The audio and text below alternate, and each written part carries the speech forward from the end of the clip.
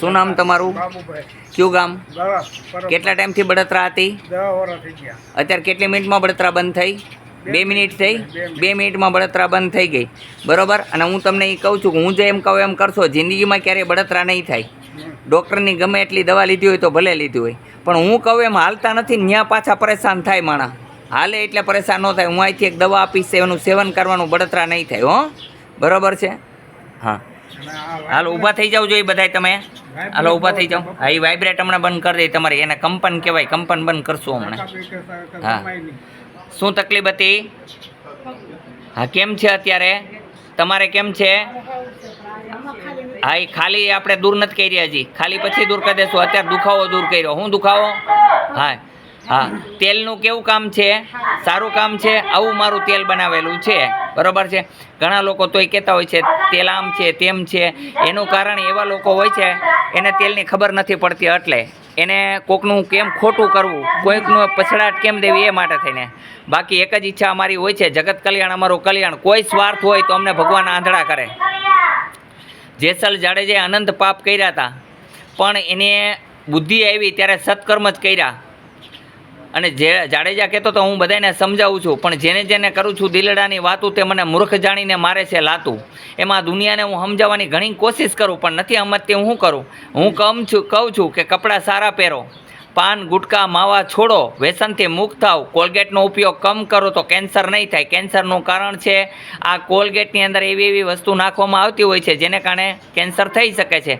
એ માટે તેને કહું છું કોલગેટનો ઉપયોગ કમ કરો, દાંતણનો ઉપયોગ જાજો કરો. હં, દાંતણનો ઉપયોગ કરવાનો, દાંતણથી ફાયદો થશે. મારે તેમાં કોઈ પૈસા કમાઈ નથી લેવા. ટૂથમાં તમારે છે નમક અને ફટકરી બે મિક્સ કરીને પણ બ્રશ કરી શકો છો. ઊભા રહેલી ફટકડી નડતી નથી, નુકસાન નથી કરતી, એનાથી બ્રશ કરાય, જેને કારણે દાંત ચોખ્ખા થાય, પેઢા મજબૂત થાય છે. હવે ઘણી બધી તમને દવા બતાવું છું, જેમ કે કણજીનું દાંતણ કરવાથી બહુ ફાયદો રહે છે. હા, દાંતણ કરવાથી એક તો મોઢાની અંદર કસરત થાય છે, બીજા નંબરની અંદર ઘણા બધા પ્રકારના ફાયદા થાય છે. આ જે લોકો અપનાવશે એનું જીવન સ્વસ્થ અને સારું થશે. કેન્સરનો પ્રોબ્લેમ ક્યારેય થશે નહીં. ખાલી ચડવાનું મુખ્ય કારણ હોય છે લોહીનું હરફર ન થવું.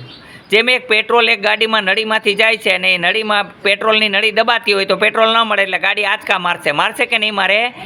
એમ આપણા શરીરની અંદર પણ આપણને આ વસ્તુ થવી, ખાલી ચડવી, સૂનપન થવું, એનું કારણ આ છે કે લોહી બરોબર આપણને સર્ક્યુલેશન નથી. તો એનો ઈલાજ કરવો જરૂરી છે. જોવાનું કે મને સૂવામાં તો તકલીફ નથી, ઘણા લોકોને સૂતા નથી આવડતું, આડા અવડા સૂઈ જાય છે, જેને કારણે નસું દબાય છે, જેને કારણે લોહી હરફર થતું નથી. હંમેશા સૂવા ટાણે સીધું સૂવું જોઈએ. કે એક પડખું ફર્યા છે કે તો ડાબા પડખે બરોબર સૂવાથી હંમેશા બેનિફિટ ફાયદો રહે છે.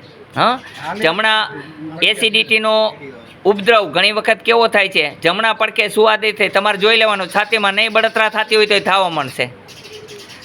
સીતા હુઓ તો સપના આવવા માંડશે, ઊંધા હશો તો તમારા ઘરનું પતન ચાલુ થઈ જશે અને ખોટા વિચાર આવશે બધાય.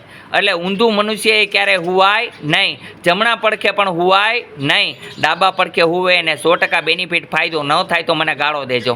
હું તમને દિલથી કહું છું, ડાબા પડખે સૂવો, તમને 100% ફાયદો થશે. હાથ દબાવવો નહીં, કોઈ પણ શરીરનું અંગ દબાવવું નહીં, સીધા પગ રાખીને સૂવો, તમને બહુ મજા આવશે. હા, પછી આપણે તૂટ્યું વળી ગયા હોય તો આખી નળી વળી ગઈ, પછી એમાં લોહી મળે ન મળે. એ માટે થઈને આપણને સૂનપન થાય છે, ખાલી ચડવી, એનું કારણ એ છે, બીજું કાંઈ નથી.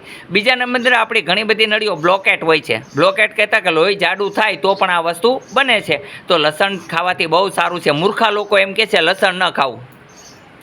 લસણ શરીર માટે બહુ ઉપયોગી છે. જેમ કે એટક આવી જાય, એટક આવી ગયો તો લસણનો ડોઝ દેવામાં આવે છે. લકવા થઈ જાય તો લસણ ખવડાવવામાં આવે છે. લસણ અતિશય ઉપયોગી છે. મૂર્ખા છે એ લસણ નથી ખાતા. ડુંગળી ખાવી જોઈએ. ડુંગળી ખાવાથી કેન્સર ન થાય. દુઃખ લાગે તો ભલે લાગે, હું સત્ય કહું છું. ડુંગળી બહુ અતિ ઉત્તમ છે.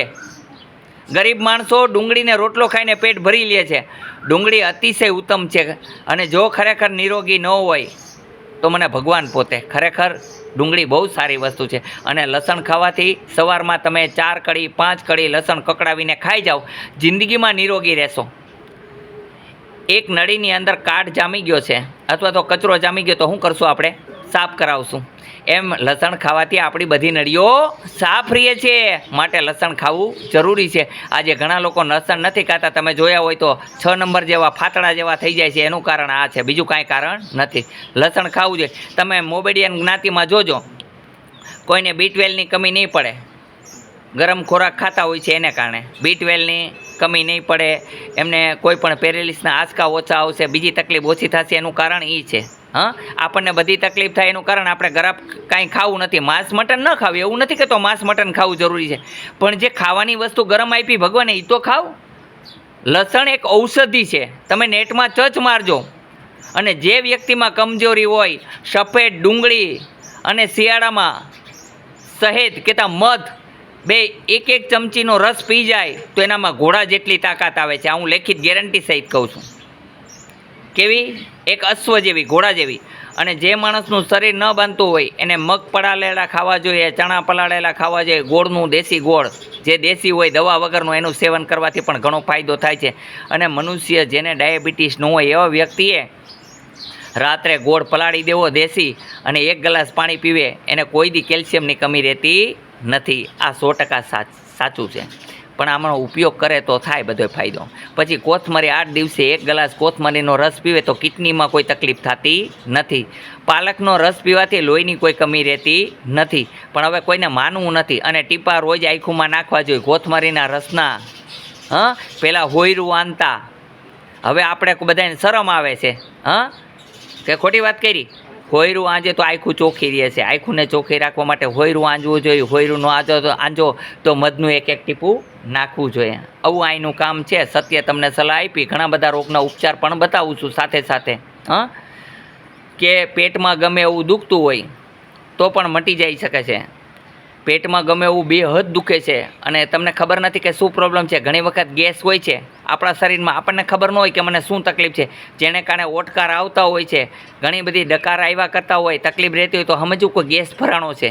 ગેસ હાડકામાંય ભરાય છે અને નળિયુમાંય ભરાય છે. ગેસને દૂર કરવા માટે થઈને સિંધાલૂણનો ઉપયોગ કરવો જરૂરી છે. છાશ પીવો તો કાળું નમક નાખવું જરૂરી છે. તો તમને ગેસનો પ્રોબ્લેમ કોઈ દી રહેશે નહીં. તો તમને શરીરની અંદર ઘણી બધી પ્રોબ્લેમ ગેસથી જ થાય છે.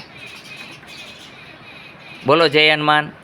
અહીંયા આવવા માટે આટકોટથી ગરણીથી થોરકાનો રૂપ આદેશ આશ્રમ આવેલો છે. અહીંનો સમય સવારે 9 થી 12, સાંજે 4 થી 6 છે. મારી એક જ ઈચ્છા છે, જગત કલ્યાણ મારું કલ્યાણ છે. बुरा देखने में चला, बुरा ना मिलिया कोई, अपनी ही बुराई देख ली तो मुझसे बुरा ना मिलिया कोई. કબીર સાહેબ પ્રમાણે હાલવું. કબીર સાહેબની સાચી વાણી છે. જે કોઈની બુરાઈ ન જોઈ, પોતાની બુરાઈ જોઈ કોકની માખી ઉડાડવા જાશું તો આપણામાં માખી પડશે. એટલે આપણું જીવન સ્વસ્થ અને સારું કરવું અને નિરોગી રહેવું. બહારનું ફ્રૂટ વધારે કમ ખાવું. કારણ કે જેમ કે ઘણા લોકોને ડોસા વગર હાલતું નથી, ઇડલી સંભાર વગર હાલતું નથી, તો આ ઓછું કરવું. ખવાય, હું ના નથી પાડતો, ખાવાની માટે ના નથી પાડતો, પણ ખાવાની વસ્તુ તમે ખાઓ તો બહુ સારું. સવારમાં ઉઠી અને એક ગરમ લોટો પાણી પીવો, રાત્રે 1 લોટો ગરમ પાણી પીવો તો જે લોકોને હરસ મચાનો પ્રોબ્લેમ છે તે સોલ્વ થઈ જશે. કબજિયાતનો પ્રોબ્લેમ છે તે સોલ્વ થઈ જશે. અને ડૂટી ઉપર સરસ્યું તેલ લગાડે તો હરસ મચા કોઈ દી નહીં થાય. કોઈ દવા લેવાની જરૂર નથી, કારણ કે ડૂટી ઉપર સરસ્યું તેલ લગાડવાનું. અને જે લોકોને નસકોરા બહુ ઘસડતા હોય, આવું થતું હોય, એને નાકમાં 2 સરસવ તેલના ટીપા રાત્રે સુવાટાણે નાખી દે એટલે વાત પૂરી થઈ ગઈ. એને કોઈ દી આ બીમારી હશે તો એ દૂર થઈ જશે. અનિંદ્રાનું કારણ પણ આપણે છીએ. આપણે ખોટા વિચાર કરીએ એટલે અનિંદ્રા થાય. નિંદર ન આવે. આપણે માનસિકતા હોય, આપણું માઇન્ડ જ બધુંય કરે છે. તમને કાંઈ પણ જગ્યાએ થાય તો સૂચના કોણ આપે છે? મગજ. એટલે આપણી મગજની ખરાબી પહેલાં સમજી લેવાની. કાનને ઘણીને સીટી વાગતી હોય. સીટી વાગવાનું કારણ શું છે? નાકનું, કાનનું, આંખનું, બધી મોઢાનું કનેક્ટ એક હોય છે, મસ્તકનું કનેક્ટ એક હોય છે. એટલે કયા જગ્યાએ પ્રોબ્લેમ છે એની શોધ મળી જાય તો એ સીટી વાગતી બંધ થઈ જાય છે. ઘણી વખત નાહ્યા પછી પાણી બરોબર કાઢતા નથી તો પણ સીટી વાગે છે. એ પાણી જામ થઈ જાય છે.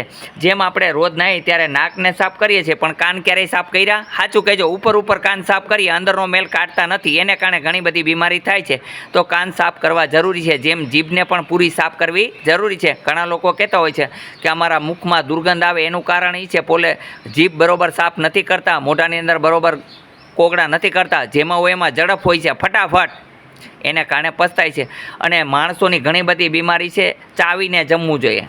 ધીરે ધીરે જમે એને કાંઈ વાંધો આવતો નથી, ફટાફટ જમી લે, જેમ કે ભાગી જાય એમ કેમ હોય જમવાનું, એ રીતના જમતો એને કારણે ઘણી બધી બીમારી થાય છે. જે લોકો ચાવીને ખાય છે અને રાત્રે રોજ 1 લોટો ગરમ પાણી પીવે અને સવારે 1 લોટો ગરમ પાણી પીવે એ નિરોગી રહે છે.